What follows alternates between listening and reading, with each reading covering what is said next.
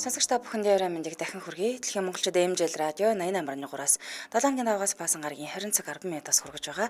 Хоолболтол хов зогоо оройтой шашуу нэвтрүүлгийн 2025 оны 3 сарын 18-ны мегмар гарагийн дугаар шууд ороход бэлэн боллоо. Студид хөтлөгч Чанцаа Амийн найруулагчаар ундрах нар ажиллаж байна. За нэвтрүүлгийн хамтраалагчаар хайртай хүмүүстийн хамгийн сайныг нь очир дагнсын био олигны нухаш мөн аялахад ас хязгааргүй 70 жилийн түүхтэй жуулчин компани аяллаа хөтөлбөрөд хамтран ажиллаж байна. Би 100 хоногтой өчиг мэндийг хүргэе. За бүгдэнд нь өчиг мэндийг хүргэе. Нахан бацгаад бэлэн бидтэй. Билээ. За манай ирчүүд маань баярлалаа явж байгаа хөх. Сайхан баярлаарай бүгдээрээ. Эрэхтэй бэл зохионууд маань тий. За 90 бэл зуха гэж байгаа шүү дээ. За өнөөдөр танилцуулах алдарт нь л гурцгаа ямаг чимэр алдартыг танилцуулах бай. За би өнөөдөр TikTok-оор дуун Game алдартай болсон юм. Би чи нэг улаан TikTok ч өгчтэй. За. Манай багын хэлж байна. За. Тэгэл одоо энэ дээр бүжиглэн техник нь одоо яг энийг л дуурайт горой очихгол амраахгүй. Тэгээд тэгсэн чинь нэг дуу нэлээ хит болсон юм. Дара дара дара дара да. Энэ гурван ихч гэдэг дуу. Тэрс чи монголоор көсрээ гэдээ дуулаадсан шүү дээ. Би дэрийг арч энэ. Нэг залуу ямар көсрээч гэдэг. За тэгвэл энэ дууны эзэн болох Лаз Дарвин гэж залууг танилцуулахар бэлтээ. Энэ залуу дуусан юм шүү дээ, тий. Тэр дуу нь бол нилээ явсан шүү дээ. Бараг хаасайгуу тэгэл дуулаад хит болсон шүү дээ. Тэрийг нь монголчууд көсрээ гуйлаад ийм нэртэй дуу юм болоо да гэж байна. 363 гэдэг дуу юм билээ. За тэгэхээр энэ дуучны тухай мэдэж авах нэ. Яг үнэ. За тэгэхээр би танилцуулах алдарт нь шууд орцгоё. За сүүлийн үед үзэгчдийг нөгөө нус нулимстай нь хольж хутгаж байгаа хит драма болох амьдрал чамд жүрж өгөх гэж орчуулагч шал арчиж явах шиг байлээ дээ. Ямар цэцгээс эхлүүлээ. Ирэмгүй л үйл л даа. Найзныхний дөрөв ангитаар үйсэн одоо дараагийн дөрвөө хүлээж гэж байгаа шиг. За тэгэхээр энэ хит драмын гол дүр тоглосон жүжигчин Пак Кэжүний тухай танилцуулахаар бэлтгэсэн. За энэ бүтээлийн хувьд нийт 16 ангитай. За Netflix-д орж эхэлсэн цагаас эхлээд олон улсын үзэгчдийн анхаарлын төвд орсон байгаа. За яг цацагдсныхаа маргааш эхлээд Netflix-ийн дэлхийн жагсаалтын 8 дугаар байранд Солонгост бол эхний байрыг шууд эзэлсэн. За одоо бол олон улсад маш олон улсад ингээд 1 дугаар байранд явж байгаа шиг байна. Тий, өстой жоохон үзэгчид бол халуун алга ташилтаагаар энэ амжилт нь бол үргэлжлэж байгаа шиг байна. За тэгээ өнөөдөр танилцуулж байгаа жүжигчин маань жүжигчин Пак Кэжүний хувьд Ян Гваншиг гэдэг энэ киноны залуу насныхын дүрийг арай жоохон ахмад насныхын дүрийг бүтээсэн жүжигчин л дээ. За тэгэхээр энэ тухай танилцуулах нэ. 1976 оны 6 сарын 14-нд төрсөн. Надтай нэг жил өдөр төрсөн юм лээ. Тэгэл таалаг тавьчих юм чи. Чин төрсөн өдрөөр хайгаад амир юм биш үү дээ баг. Тийм биш үү те. За энэ жил 48 настай жүжигчин бахан. За ингээд эхний баримт нь сургуулийн хамгийн царайлаг оюутан байсан. За жүжигчин маань ахлах сургуулаа төгсөөд Солонгосын үндэсний урлагийн их сургуулийн жүжигчний ангид элсэн суралцсан. За холоос харсан ч нүдэн дөртгөр тун өндөр царайлаг залуу байсан гинэ. Яг тэр нэг 20 эдтэй үеийнхэн залуу насны зургийг харах юм бол тэр бас царайлаг залуу байсан юм билээ. Би бас өндөр залуу насны зургийг бас хайж үзсэн. За тэгээ аргагүй л ахалтай метр 85 см юм билээ. За яг зарим их сургууль дээр 84 л гэсэн байл л те. Зөв. Тэгээ эдэрч нэг хасдаг талтай штэ те. Өндрөө хасч хэлдэг. Гэхдээ ер нь өндөр юм байлээ. Би ч бас нөгөө бичлэг дээр өндөр нам ингээд зогсож байгааг нь хараад за 80 бол гарах юм байна л гэж таамаглал гарчлаа. За тэгээ түүнээс өмнө сургуулийн царайлаг залуугаар хэн нэрлэгдэж байсан бэ гэхээр боловсон ирчүүд кино гэдэг бах те. За энэ драмын гол дүр тоглосон Жан Дунгон гэдэг жүжигчин маань Солонгосын үндэсний урлагийн их сургуульд төрүүлээд элсэд орсон байсан. За тэгээ тэр сургуулаараа л бүгдээрээ манай сургуулийн хамгийн царайлаг залуу чинь Жан Дунгон гэж орилдчихсэн чинь дараа жил нь буюу 1995 онд 20 настай жүжигчин Пак Кэжүн элсэн орсноор за түүнд шинэ хоч үүссэн. За ямар хоч вэ гэхээр дараагийн Жан Дунгон гэж нэрлэгдэх болсон. Зөв. Дараагийн Жан Дунгон манай сургууль элсчлээ гэж тухайн үеийн оюутнууд чинь бас шуугилдчихсэн юм байна. Тэгээ солонгосчууд ер нь жоохон царай хардаг хүмүүс чинь шударга гэдэг тийм. Ер нь царай харна, би хаа тиймэрхүү юмд аюу дуртай. Тэгээ тийм болоод тэр хардаг. Үзэмжиндээ хардаг болоос шүү гоо сайхны хаалгаа их урдаг тийм. Тэгээ яриан ч гэсэндээ бид нар ингээ өдөр тутмын амьдралдаа за ер нь л хүний царайг бид нэг яриад идэх те яг хөөрхөн муухай л гэж ярих бах тэрнээс биш ингээл харамч тийм те ингээл детальчилж ярьдаг. Тэгэхээр солонгосчууд л их царай хард бүр энэ 90-ад оноос царай хард тэрнээс ч юм байсан юм дөө бараг тийм. За тэгээд бүгд Пак Кэжүн жүжигчний царайлыг нь биширчсэн тухайга ярьсан байдаг. За харин жүжигчин маань хэд царайлыг төрхнөөсөө болж хэцүү байдалд орж ирсэн тухайга ярьсан байлаа. За ямар байдал тэгэхээр уран бүтээлээ туураад яг жүжигчнэрээ театрт те жүжигчнэрээ ингээд тоглоод эхлэнгүүт царайлаг болохоор тийм байлдаггүй юм ч тийм мундаг жүжүүлдэг үнтэй зүгээр царайлагаас цааш хүчтэй гэдэг ч юм уу те. Эсвэл нэг арай олон төрлийн дүр бүтээх гэхээр ингээд царайлагаасаа болоод нэг олон дүр авч чадахгүй ч байт юм те. Одоо шин сөрөг дүр ч юм өгөхгүй л ахна шүү дээ. Гэхдээ манай хүн сөрөг дүр их авсан л да. Яг жишээ нь одоо юу гэдгийг те. одоо энэ царай нэм юм чинь ингээд царайнаас нь болж дөрвийн сонголтод бас тийм яг дөрвийн сонголт нь жоохон хязгаарлагдмал болсон л гэсэн. Тийм учраас өөрөө тийм царай зүсэнд бол нэг дуртай бол байгаагүй, нэг төрлийн комплекс байсан гэж тайлбарлаж илээ. За дараагийн баримтанд тайзны нэртэй болсон түүхээс нь танилцуулъя. За мэдээж энэ үед бүгд түүнийг Пак Сонгу гэж нэрлэдэг байсан. Пак Сангу шүү. Пак Сангу гэж нэрлэдэг байсан шалтгаан юу гэхээр жинхэнэ нэр Пак Сангу юм билээ. За тэгээд жүшний гарагаа эхлүүлсэн эхний жилүүдэд Пак Сангу гэдгээр нэрээр уран бүтээл тойрвж исэн. Гэвч нэгэн бүтээл хамтран тоглосон. За бас адилхан entertainment тариалагдчихсэн. Жуу Сонха гэдэг жүжигчин хэлжилтээ чиний наад нэр чи хэтэрхий энгийн байна. Чи нэрээ өөрчлөө гэж хэлээд за ингээд одоогийн тайзны нэр болох Пак Хэжун гэдэг нэрийг зохиож ингэж өгсөн байдаг. За тэгээд түүний нэрийг өөрчилсөн гэдэг энэ Чуу Сонха гэдэг жүжигчин маань нэг юм юу гэдэг чинь те нэр хүндэтгэн гэдэг шиг те ер нь яг юм нэр их чухалчилж үздэг юм хүн байсан гэл те. Тэгээд ямар ч хавдаг одоо бол энэ Пак Хэжун гэдэг нэрээр олон танигдаад алдартай болох нь болцсон. Тэгээд ирээдүйд Пак Сангу гэдэг нэрээ өөрчлөөд ийм болцсон ч юм уу гэж бидний нотлох юм бол байхгүй л те. Тэгээд нэрээ айгүй өөрчлөх юм те. Нөгөө одоо үзмжтэй хүртэл орчоод нэр мөрөө солиод байгаа сте тий алдарт хүрэх нэр мэр нь ямар байх хэвтэй юм тий нэрээ өөрчилжүүл алдартай болно гэдэг ч юм уу тэр талтай айгүйх явдаг хүмүүс юм байна. Тийм байлээ. За дараагийн баримтанд жүжигчин болсон түүхээс нь танилцуулъя. За үнэндээ жүжигчин болно гэж тийм айхтар том зорилго тавиад жүжигчин болоогүй. Ахлах сургуулийн сурагч байх үед нагц эгч нь санал тавьсан гэнэ. Чи ер нь жүжиглээд үзүүл яа гэм бэ гэж хэлсэн. Тэгэл яг за тгийг гэлж жүжиглээд эхэлсэн билээ. Нэг тийм хөвгдөг бай би ч одоо гэсэн нэг тийм байхгүй гэх юм уу. За тэгээд ахлах сургуулаа Бусаанд дүүргэсэн. Ер нь бол угаасаа Бусааны хүн юм байлаа л тэ. Тэгээд сүүлд байх Солонгосын үндэсний урлагийн их сургуульд элсэж ороод жүжигчний ангид элсэж ороод суралцах болсон. Гэхдээ их сургуульд орсны дараа ер нь жоохон өөрт хэцүүсэн гэл дээ. Яа тэгэхээр Бусаан ч арай өөр тийм нутгийн аялга ихтэй баг. За тэгээ сүүл рүү оржингууд сүүлийн амьдрал чинь дахиад шаал өөр ертөнц. Тэр нөө сүүлийн амьдралаа жоохон тасан цогтож чадахгүй байгаадсан.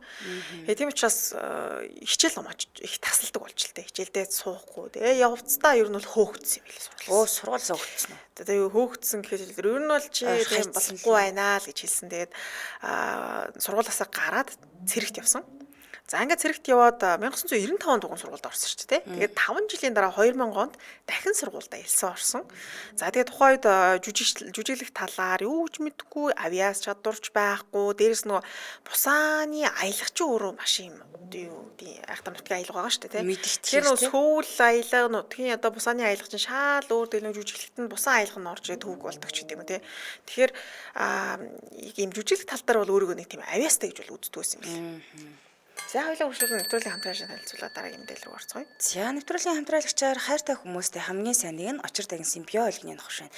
За тэгэхээр дотор олон төрөлтэй буюу зүгийн балтай, цангас чимстэй, халапино халуун чинжүүтэй, энгийн, ноон сангамтай, амдад чинжүүтэй, халуун ногоотой гэсэн бүр 7 төрөл байдаг. Тэгэхээр та бүх супермаркет хүнсний дэлгүүр болоо очир дагнсан компани нэрийн барааны дэлгүүрээс нь худалдаа авах боломжтой. За био барааны дэлгэний нохшны үндсэн түүхийд болох үхрийн элэг нь өөх тус багтай, тижээллэг, түргэн шингэдэг, зэс төмрийн өндөр агуулмжтай, маш олон уураг, амин хүчил агуулдаг. Тэгээд сахарын хэмжээг тогтворжуулах, нойргуудад цочрол, сэтгэл гутралын эсрэг үйлчлэгээ үзүүлж мэдрэлийн системд эргээр нөлөөлдөг нэ.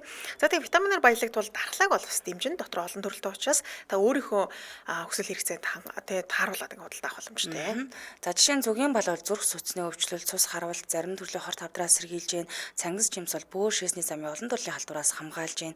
За халуун чинжүүч одоо найрлаганд төмөр, калий, магний, витамин Е, А, Б, B6 гэх мэтчлэн маш олон амин дэмэдийг багтаасан байдаг. Тэгэхээр тийм илэгний хурц самт бол байхгүй. Яг маш зөөлөн яг л гадаадаас оруулж ирээд иддэг нэг нухш шиг санагдана. За дээрэс нь савлага нь их амраа.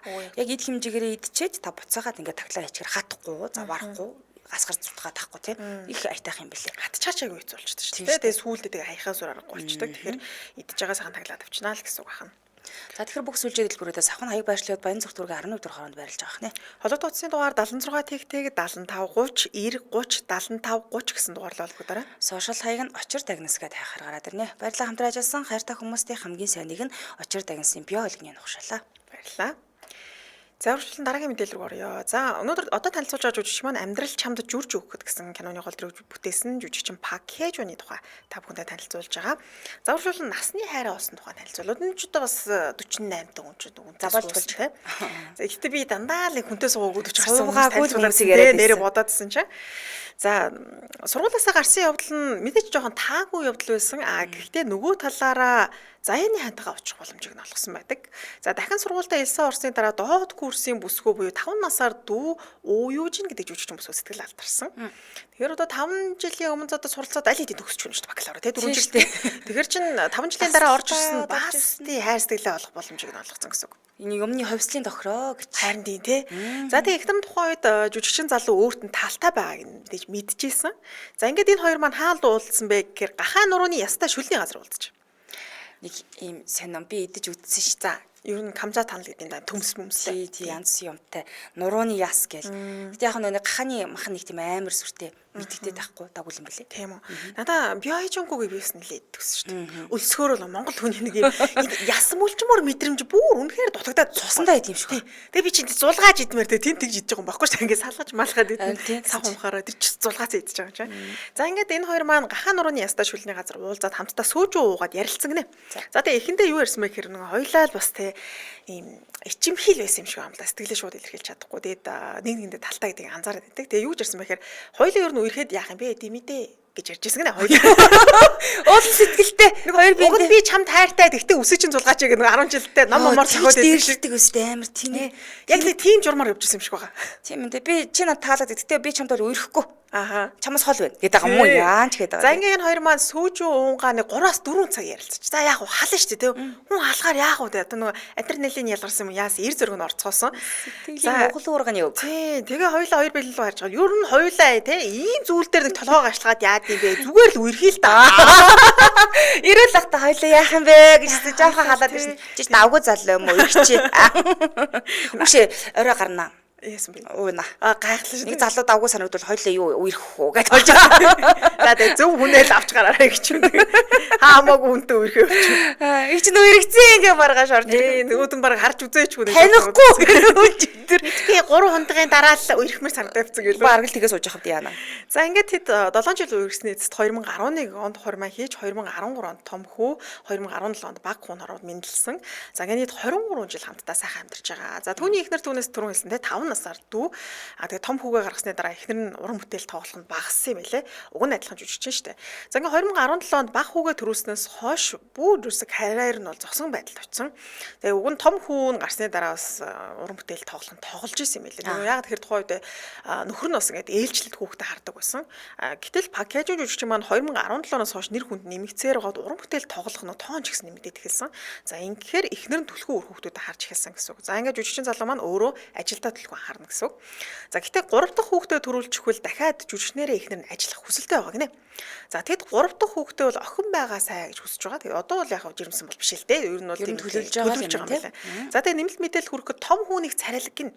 За хэд том хүүг нь хүмүүс хараад л да ямар царил юм бэ гэж уулгаалдаг тухай ярьсан байлаа. Аав ээж юу нугас царил гэлээ. Тийм аав ээж хоёрыг бол дуурайсан болоо даа гэж бодлоо шүү дээ. Тийм нүрийг дуурайхгүй өрхөнийг. Харин тийм одоо тэгээд би ч гэсэн тэгж л бодсон л доо. Тэгээд уулгаалцсан гэхээр л ийм л тайлбар олж ирлээ би. Араа энэ аав ээжигээ дуурайсан юм шиг. Аавыгаа дуурайсан болоо да. Тийм байна. За дараагийн баримтанд солонгосчуудын хамаг хараалыг барсан жүжигч юм билээ. Яач ваа өрх юм. Цагтаа яста хараалыг аягаар нь ууж байсан тий.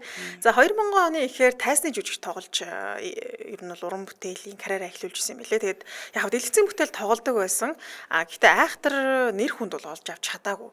За тэгж явсаар 2012 онд нээлттэй хийсэн Пёнёнжу гэдэг найруулагчийн бүтээлд харгас мөнгө хүлэгчийн дүрийг чадварлаг бүтээснээр үзэгчдэд өөрийгөө хоногшуулж чадсан. Гэхдээ бүр ингээд нэг тийм алдар нэртэй бол болоогүй л тий. Тодорхой хэмжээнд хүмүүст өөрийгөө таниулж чадсан гэсэн үг.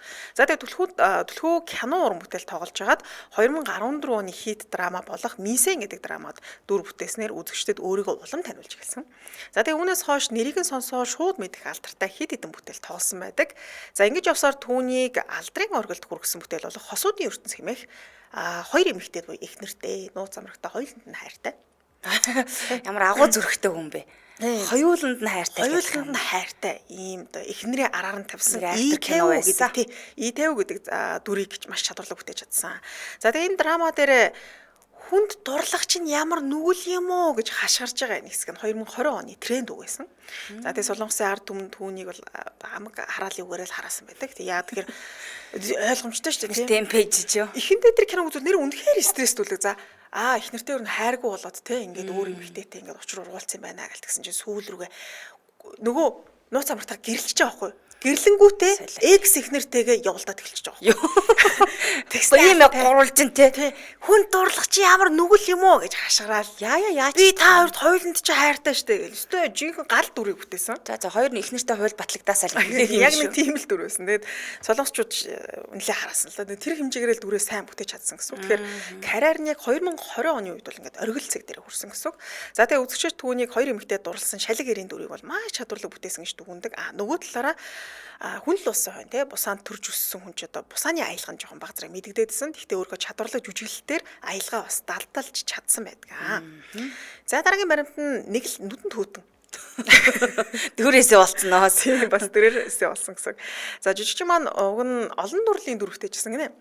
Дандаа ийм сөрөг дүр бүтээгээгүй. Яг ингээд карьерийг нь харахаар одоо сайн талын дүрдэж тоглосон те маш олон дүр байсан боловч хүмүүс тоногсон дүр нь дандаа ийм сөрөг талын дүр байсан буюу ихнэрээ араар нь давсан те мөн гүйлгч гэдэг юм иймэрхүү дүрүүдээс учраас хүмүүсгүй энэ юу нэг хүүтэн царайтай нөхөр те нэг л тийм сэтгэл явдаг хүмүүс гэдэг чинь нэг л таалагдгүй тийм жүжигчин гэж яриад байсан. За тэгээ уган зайлуулт те сайн муудрыг хоёуланг л бүтээжсэн. За тэгээд энэ удаад амьдрал чамд жүрж өгөх гэх хэмээх бүтээлд сайн аав сайн ханийн дүрийг чадварлаг бүтээж чадсан. Тэгэхээр одоо хүмүүсийн нэг харах үнцэг баг зэрэг өөрчлөгдөж байна л да. Одоо арай өөрөөр харах байна. Арай энэ хүн ч бас тийм нэг ч тийм зөв юм биш юм байна. Түүтэн ч гэсэндээ сайн хануулах юм болов уу? Харин тийм юм байна л да. Арай өөр байдлаар хүлээж авч байгаа. За тэгээ мөн жүжиглэл тал дээр бол 20 гаруй жилийн турш тасралтгүй урамтай тоглоод тэгээ карьерээр хөөсөн учраас угаасаа шүүмжлэлт байхгүй маш чадварлаг юм жүжигч юм ах нэ. За нэг иймэрхүү мэдээллүүдийг цуглууллаа. Тэгээ айхтар их мэдээлэл бол байхгүй жоохон бага мэдээлэлтэй юм жүжигч юм байна. Яг одоо энэ өгцөн байгаа зурган дээр энэ дүр ингээд зүрх гаргацсан байгааз.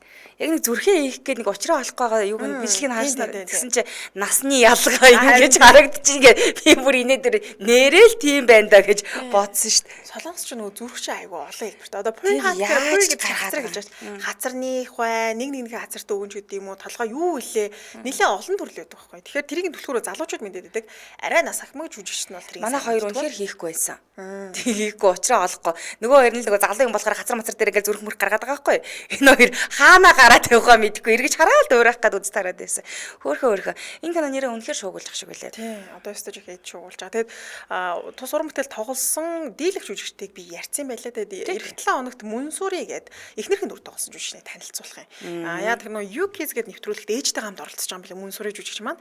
Тэгэхээр тэр нэвтрүүлэг гарсны дараа илүү олон гоё мэдээлэлүүд цацагдах бах. Тэгэхээр нүр гэж бодоо. Тэгэхгүй бол би уг нь өнөөдөр Мөнсүри жүжигчний тухай танилцуулах гэсэн. Тэгээд UKIS гээд нэвтрүүлэлт орсныхан дараа тэр ярилцлагыг сонсч одоо сүрээ гэж. Яг хамныг олчих ах л та тийм ээ. За тэгээд энэ жүжигчин маань тэр нөгөө түрүүний хилээдсэн Хосуудын ертөнц гэдэг кинонд тоглохдоо бас нэлээ санаа зовж ирсэн гэсэн. Яа тэгэхээр сөрөг дүрээрээ тэг нэгэнд нүдэнд хүүтэн хүн гээд ингээд хоногчод нь шүү дээ тий. Тэгсэн чинь дахиад ингээд Хосуудын ертөнц гэдэг сөрөг дүр тоглох болонгуудаа нэлээд дотн ингээд найруулагчаас асуусан гинэ. Үгүй одоо би энэ кино тоглох уу яах вэ гэхэд асуусан чинь найруулагч нь үгүй чи юу ярьж байгаа юм бэ тий. Одоо алтна гэж байхгүй чи энэс өмнө бүр амар хурц дүр тоглолцсон шүү дээ. Энийг давах юм бол байхгүй гэд. Тэгээ найруулагч нь тоглолцож байгаад оруулсан. Тэгсэн чинь дараа найруулагч нь өөрөө киног үзсэн. Пүү тэрнээс амар дүр вэ шүү дээ. Ямар амар юм лөө юун залуу вэ гэж бичсэн. Ямар амар юм лөө төлөхөд оруулж байгаа гэд. Гэтэ яг алдартай болох нь болсон л та тийм зөвлөгөө өгсөн тухайгаа асуулт орсон ярьсан байна. Гэтэ бараг нөгөө нэг эерэг дүрээсээ сөрөг дүр гаргахад хэцүү байдаг гэсэн найруулагчтай ярьж байгааг сонсоход сөрөг дүр нь илүү хэцүү байт юм билээ шүү дээ. Хүнд хүрэхэд яг тэр нөө зэвүүн дүр доо өөрөө уг нь тийм биш байгаа дээ шүү дээ. Гэтэл тэр дүрдөө орж тийм зэвүүн яг хүний дургу өрөхөр болно гэдэг чинь өөрөө хэцүү юм шүү. Тийм шүү дээ. Тэг яагаад ч би бас энэ Хосуудын ертөнц киног үзсийн дараа энэ ахныг л талгүй болсон байсан. Одоо жоохон талтай. Одоо буцаа талтай болсон шүү дээ. За давгүй зал байна. Тийм тэгэхээр тэр хэмжээр мундаг жүжиглдэг юм жүжигч юм билээ. За үргэлжлүүлэн дараагийнхаа алдартны хүргэе. За бас сонирхолтой жүжигч юм байна. Энэ кинонд дуусвал бас нэг арай өөр мэдээлж гарч иж магадгүй юм тий. За Влад Дарвин гэж байгаа. За жинхэнэ нэр нь болохоор Владислав Приходько гэдэг нэртэй юм билээ. 1986 оны 7 сарын 19-нд Украин улсын Киев хотод төрсөн. Одоо 38 настай. За дуучин, дуу зохиогч, продюсер юм мундаг залуу байгаа. За урлаг руу яаж орсон бэ гэдгсэн чинь ерөөсө бага наснаас хөгжим тоглож эхэлсэн. Хөгжмөдөө төгөлдөр хураарыг тоглож эхэлсэн юм билээ. Тэг хөгжмийн сургуульд бол хэсэг хугацаанд суралцж байсан. За ингээ алдартай болсон гараа нь яаж ихсэн гэсэн чинь 2008 онд болохоор одоо манай манай нөгөө нэг оддын ирэлтгээ нэг болдог доо дуулдаг бүжгэлдэг тийм хүмүүс ордог. Тийм телевизэн шоунд оролцоод олонний танил болсон гэсэн үг. За одоогийн байдлаар болохоор маш олон алдартай уран бүтээлчтэй хамтран ажилладаг. Өөрөө дуу гаргахаас илүүтэйгээр алдартай дуу бүтээдэг гэх юм уу. Тина Крол, Алёша, Наталья зэрэг дуучдын хит дуунуудыг бүгдийг зохиож өгсөн байт юм билээ. За тэгээд энэ дуучны Алёшатай хамтран дуулсан за Smith Жизни гэдэг дуу нь Украин улсын радио чартыг бүр тэргүүлсэн. Тэгээд бүр рекорд тогтоосон буюу 26 7 хоногийн турш ихний байрныг байсан юм билээ. Тэгэхээр лаг дуу гэсэн үг. За ингээд 2019 онд болохоор Владаровын Алёша нар хамтран Золота Средина гэдэг нэртэй цомгоо гаргаад Пьерна хэмээх дуунуудыг бас багтаасан байдаг. За тэгээд Владаровны хувьд болохоор Украин улсын орчин хөгжмийн урлагийн салбарын хүчирхэг төлөөлөгч гэж явд юм байлээ. За тэгээд дуучин дуу зохиогч продюсерийн хувьд болохоор олон алдартай төсөөл хамтын ажиллагаа амжилттай хит дуунуудыг бүтээсэн байдаг. За бага наснд түүний уран бүтээлийн аюус чадварын үндэс суурийг нь тавьсан гэж бол өөрөө ярьдаг юм билээ. За урлагийн орчинд юу нь бол өссөн хөгжмийн авьяасаа бага наснасаа харуулж эхэлсэн буюу бүр багасаа л урлаг руу орсон юм билээ. За тэгээд Владиг гэр бүл нь болохоор түүнийг хөгжмийн сургуульд анхангийн явуулсан. Хүүгийнхээ авьяастай гэдгийг юм аав ээж нь анзаарсан байсан юм байл л дээ. Тэгээд төгөлдөр хур тоглож сурсан. Гэтэ төгөлдөр хур тоглож сурахдаа нөгөө мэрэгжлийн багшаас тийм удаан хичээл аваагүй гинэ. Ягаад гэдгсэн чинь 5 настайгаас эхлүүлэл сонсголоор сурсан гэсэн. Олонний нөгөө алдартай одоо ихэнх аялгуунууд байдаг штэ. Маш одоо мундаг юм аялгуунуудыг бүгдийг сонсголоор сураад өөрөө ингээд тоглоо сурсан байсан гэсэн. За энийг нөгөө нэг сургуульд орсон багш нь анзаарч мэдэнгүүтээ бусад одоо хүүхдүүдээс ялгаад тусгай хөтөлбөрийн дагуу суралцахыг зөвшөөрсөн буюу бүр энэ зориулаа ингээд тусгай хөтөлбөр зохиод зааж өгсөн юм билээ. Тэгэхээр одоо төрлийн авьяастай юм залуу бахан л те. Аха. За тэгээ залуу насндаа болохоор нэг тийм амар би карьертай болно доо гэж боддгоо байсан гэсэн. Мөрөөждгөө байсан ч гэсэн төстэй юм шүү. Манай хоёр ч за би бол нэг амар хөгжмийн салбарт гараалцдаг хийт болно гэж боддгоо. Зүгээр би хоббигоор чөлөө цагаараа л уран бүтээл хийдэг гэж боддог. Ер нь бол хобби л гэж үздэг байсан маа. За тэгээд үеийнхэн дундаасаа нэлээд ялгардаг, онцгой сэтгэл төрүүлдэг хүүхдээсэн буюу ямар ч хүмүүстэй ивэ олчдаг. Нэг тийм эерэг танах хүнийг бол маш эерэг байсан байхгүй. Хүн болгонд нэг тийм таата мэдрэмж манайхан идэгдэг штэ нүдэн дулаахан гэж ярьдаг штэ. Манай хүн чи эерэг штэ. Хүн эерэг буй ихч. Танах жоохоо дүр нь хүүтэн байгаа тоххой тийч. Манайх хүнэн ч эерэг дуун ч эерэг төгөө.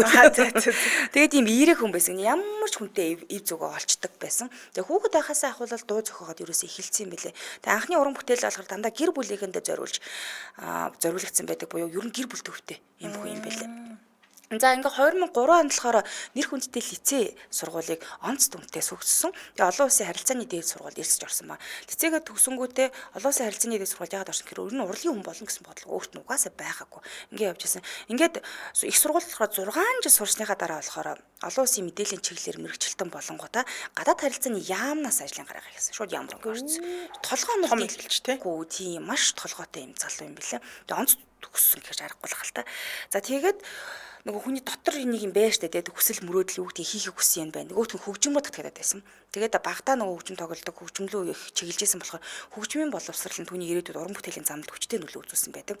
За ингээд багтаа олж авсан нөгөө нотны мэдлэг ба штэ тий. Маш чухал авьяастай хүн ба сонсоол сурчдаг. Ганц сонсоол одоо нотын шийдэлдэг гэсэн. Төгөлдөр хуурын нур чадвараа ашиглаад дуу зохиохоор шийдсэн. Тэгээ ая зохиох тал дээр нь маш их тус болсон байт юм байлээ. За ингээд хүсэл мөрөөдлөө дагаад ууггүй хөдөлмөр түүнийг болохоор тэр нөгөө нэг оддын ирэл гэдэг одоо тий шоунд оролцоход хүртэлэн замчилсан буюу би яагаад оролцоод үзэж болохгүй гэж бодсон маа. Ингээ орсон. За тэгээд гэр бүлээсээ ер нь бол урлагийн болон нийгмийн үнэт зүйлсийг сурсан буюу хүмүүжил сайтай. Орчин нь маш сайтай байсан. Тэгээд түүний хувь хүн болон уран бүтээлчийн зан чанарт нь тодорхойлогдсон буюу за би уран бүтээлч болох юм байна. Тэгтээ ингэж явах юм байна гэдгийг багаас нь л сургацсан байсан гэсэн.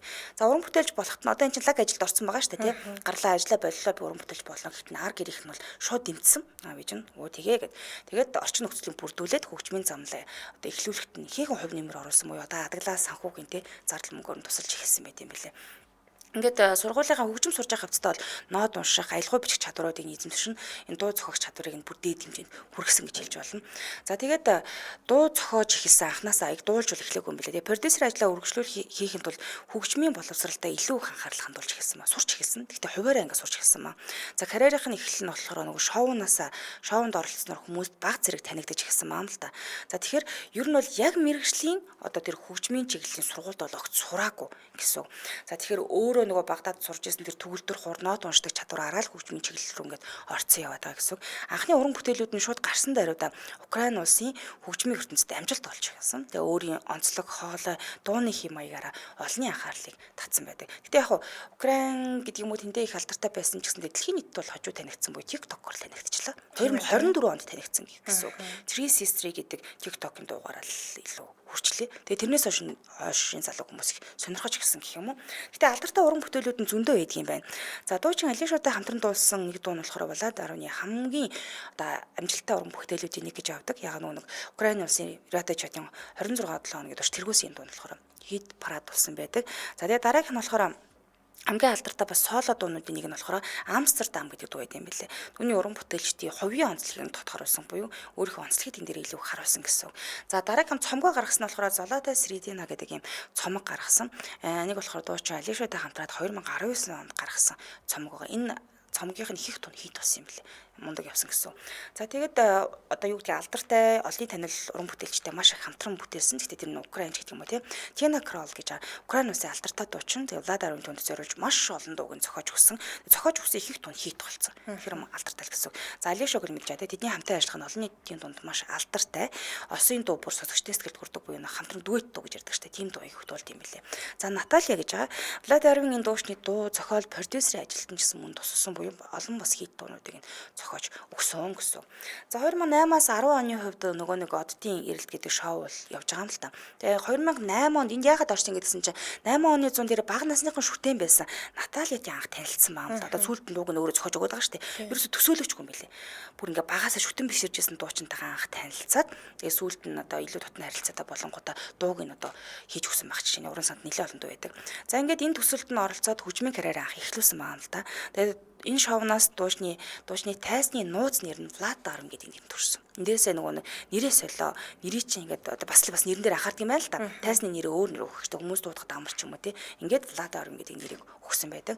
За тэгээ 2009 оны биш энэ төсөлд одоо энэ тэмцээнд орсныхаа шоуг дуусгахныхаа дараа болохоор Натальягийн цомог дээр шууд ажиллаад ихсэн гэхээр ямар мундаг байсан бэ гэдгийг эндээс харагдах. Нөгөө Наталья гэдэг бүсгүй бол алдартай дуучин болсон байгаа шүү дээ. Тэгэхээр дөнгөж шинээр гараагаа эхэлж байгаа хүнтэй хамтран ажиллаад ингээд дуу зохиолгоод ихсэн гэхээр лагал байсан юм шиг. Тэр хэмжээгээр л мундаг үуч тий. Оо яг үнэ.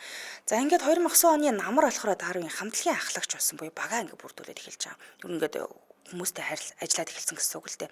За 2009 оны 10 сарын 10 бол Дарвин гэдэг хамтлагийн альбиас төрсөн өдөр гэж явд юм билээ. Тэгэхээр Дарвин гэдэг бас нэг юм хамтлаг байгаа гэсэн үг. За 9 онд Ногоон Дагин гэдэг дууныхаа дуу гаргаад анхны клипээ дүрстэй клипээ ингээд цацж эхэлсэн байдаг. За тэгээ 2010 онд болохоор анхны цомгоо гаргаад за тэгээд тэр цомог гаргасныхаа дараа болохоор Украин дотроо ингээд хотуудаараа аялан тоглолт хийгээд илүү олон хүмүүст хүргээд явсан гэсэн үг. Зямдралчтай танилцуулаад өргөжлүүлье. Аялахад ас хязгааргүй 70 жилийн түүхтэй жуулчин компани аяллаа хөтөлбөрүүдийг танилцуулъя. За тэгэхээр жуулчин компани нь Монгол улсын анхдагч уян аялал жуулчлалын компани одоо бүр 70 жилийн туршлагатай. Тэгэхээр таны мөрөөдлийн аялыг бодит болохоор зэрэг ажиллаж байгаа гэсэн. За 3 сард одоо санал болгох аяллууд нь юу юм бэ гэхээр те Гуанжу гэж байгаа. За Кантон Фэйр үзэсгэлэн худалдааг очиж үзэх юм байна. Энэ нь болохоор шууд нислэгтэй аялал гинэ. Тэгэхээр амар шүү дээ. Тийм, дамжихгүй ерөөсөө.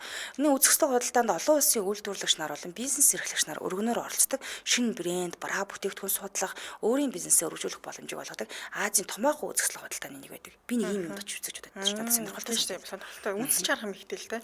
За тэгээ газрын дэваажин Хайнан арлын шууд нислэгтэй аялал, аяллаа хөтөлбөрт сармагчны арал, агаарын лифтээр аялах, Beauty Crown Grand Show үзэх, далайн эрэгт амрах, Atlantis усан парк тоглолтыг одоо үзэх зэрэгтэй багтсан байдаг.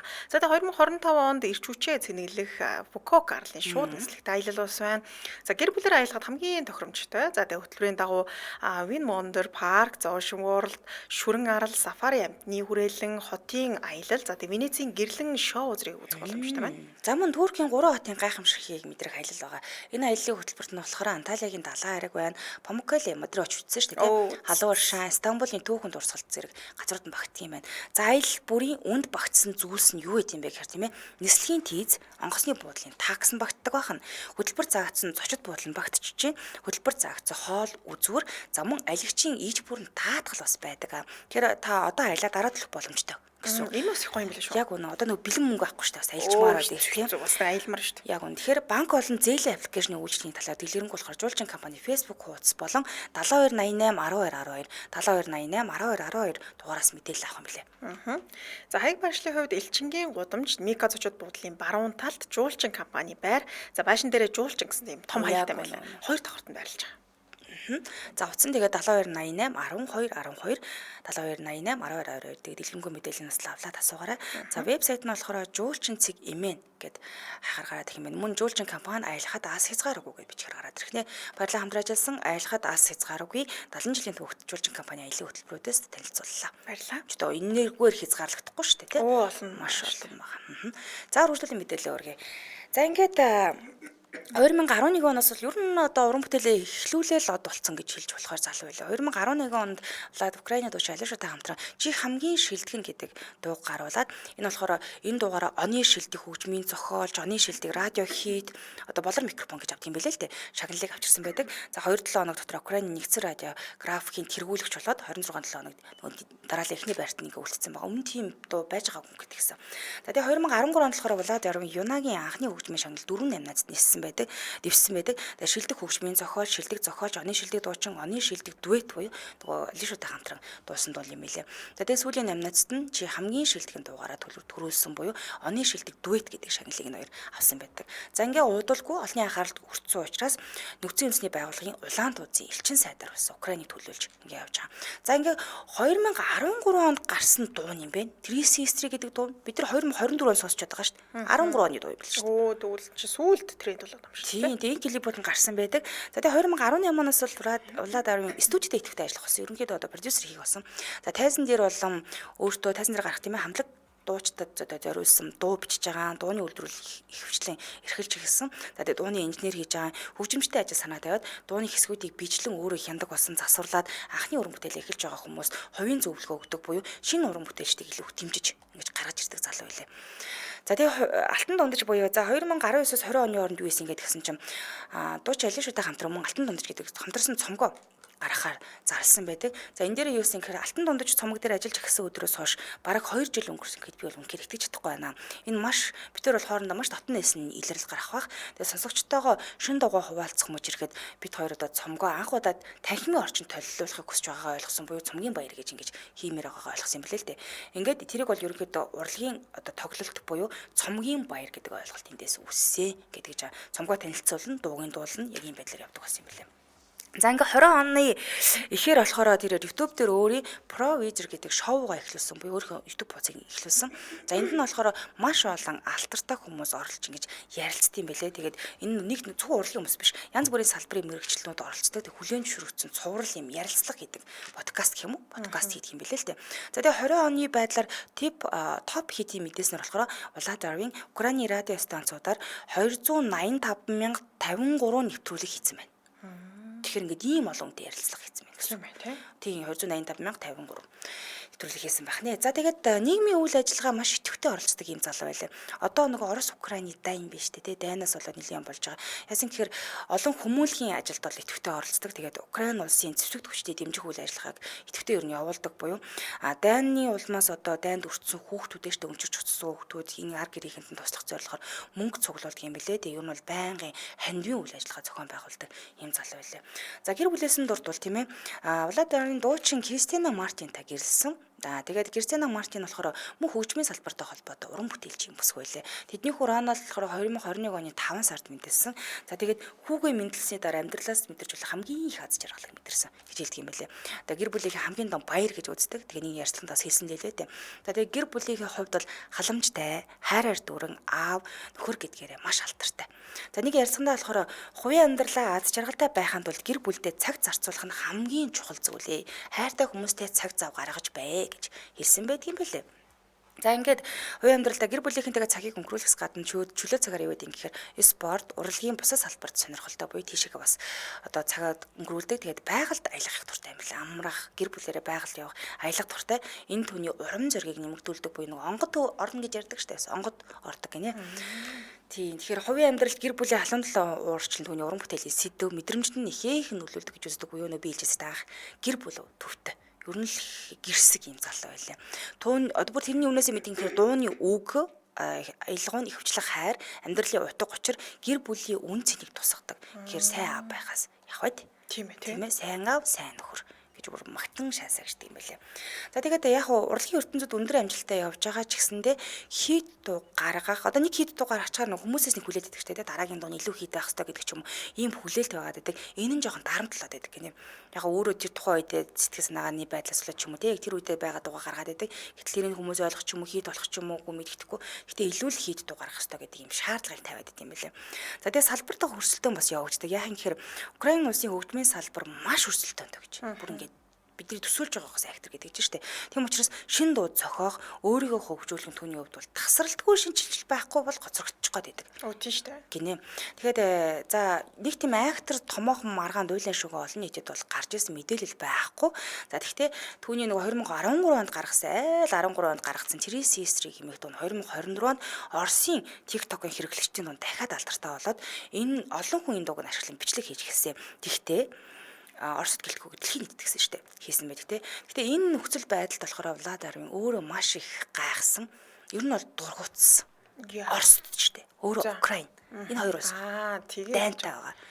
Тийм болохоор яагаад Оросууд миний дууг те ингээд хий толгойд яагаад сонсоод байгаа юм бэ? Би өөрөө Украин дуучин шүү дээ. Гэх ч юм уу нэг юм яваад тэгээд яагаад юугаар илэрхийлсэн юм бэ гэдгсэн чинь би тэгвэл энэ дууга Украин хэл дээр дахиад гаргах юм байна. Тэгээд ийм өстэй мэн гэж үзэл бодлоос илэрхийлсэн байт юм байлээ. За тэгээд Оросын төрөмгөөллийн эсрэг байсураа ерөнхийдөө шууд илэрхийлждэг. За тэгээд Украин улсын зэвсэгт хүчийг дэмжих, дайнд өрцөн хүмүүс туслах хүмүүнлэгийн ажиллагааг бол одоо хүртэл ингээд аваад явж байгаа гэсэн. За тэгээд түүнчлэн Владимир болон Аня Лорик гэдэг бүс хөлөө л дээ. Украин дахь үйл ажиллагааг шүүмжилдэг, эх орноо дэмжихгүй байгаа талаар сэтгэл дундуур байгаагаас илэрхийлдэг буюу ер нь үзэл бодлоо шууд илэрхийлждэг ийм юм байлаа. Тэгэхээр энэ үйл явдлууд нь түүний уран бүтээл, нийгмийн үйл ажиллагаатай холбоотой зарим маргаантай асуудлуудыг харуулдаг буюу ер нь л улс төртэй холбоотой асуудалд ордог болохоос уран бүтээлтэй холбоотой актер тийм асуудалд ордгоо юм байна. Тэр ер нь их гэр бүлсэг сайн байх юм шүү дээ. Сайн хаа. Яг үнэ. Ямар нэг илүү асуудалд оролцоод идэггүй хууль ямар юм асуудал байхгүй. Тэгээд дээрээс нь багаасаа хүмүүжсэн орчин нь өөрөө их нам тайван аав ээжнийх гоё өсгцэн.